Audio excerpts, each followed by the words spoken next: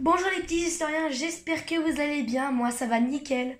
Alors la dernière fois on avait parlé de l'empire byzantin et carolingien, mais maintenant on va parler des religions. On va parler du catholicisme, de l'orthodoxe et en bonus on parlera du protestantisme. Commençons. Alors d'abord on va parler du catholicisme. Alors le catholicisme vient de Jésus. Jésus qui serait le fils de Dieu aurait apporté la bonne foi. Le chef de l'église serait le pape. Et le pape, ils ont un ordre de l'église un ordre d'église avec les prêtres, les diacres et les évêques et le pape, le chef de l'église. Ils étudient le latin et les prêtres n'ont pas le droit de se marier. Et ils doivent faire signe de pauvreté. Malheureusement, pendant le Moyen-Âge et la Renaissance, les papes et l'église se sont enrichis et ont créé l'Inquisition en 1233 pour effacer les hérétiques. Maintenant, parlons du christianisme orthodoxe. Alors, ce christianisme-là vient de l'Empire byzantin. Lui, contrairement au catholicisme, ne croit pas en la Vierge et au Saint. Et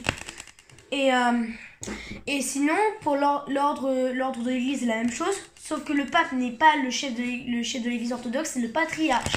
Ils étudient le grec et les prêtres ont le droit de se marier.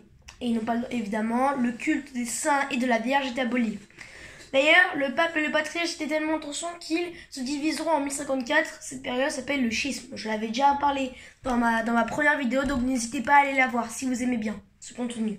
Et d'ailleurs, n'hésitez pas à vous abonner, à liker et à partager. Ça me ferait vraiment plaisir. Bref, continuons. Et pour finir, parlons du protestantisme. Alors, le protestantisme, il apparaît au XVIe siècle par un moine nommé Martin Luther. C'est un moine allemand qui ne supportait pas que l'Église n'arrive pas à répondre à ses questions de foi. Il décida donc de créer le protestantisme. Comme le christianisme orthodoxe, il abolit le culte des saints et de la Vierge et ne croit pas en la présence du Christ dans le vin et le pain. Et il n'y a que 3 sacrements. Ensuite, on a un autre fondateur, Jean Calvin. Jean Calvin, lui, c'est un moine français. Et lui, il va créer le calvinisme. Tandis que Martin Luther va créer le luthérisme. Tout ça va donner le protestantisme. Le protestantisme sera violemment réprimé lors des guerres de religion en France, de 1562 à 1598. Mais finalement, le protestantisme sera accepté en France en 1598, jusqu'à qu'il ne soit plus accepté en 1685 sous le règne de Louis XIV. Les protestants se trouvent principalement dans le Saint-Empire romain germanique, qu'on appelle les princes allemands. Aujourd'hui, le protestant se trouve surtout en Amérique et quelquefois en Europe. Le catholicisme se trouve principalement en Europe et en Afrique, tandis que l'orthodoxe se trouve plus vers l'Asie. Voilà les amis, j'espère que vous avez aimé cette vidéo. J'essaierai de faire des formats plus longs.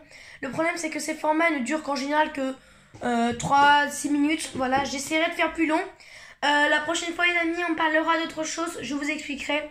Au revoir les amis, ciao ciao.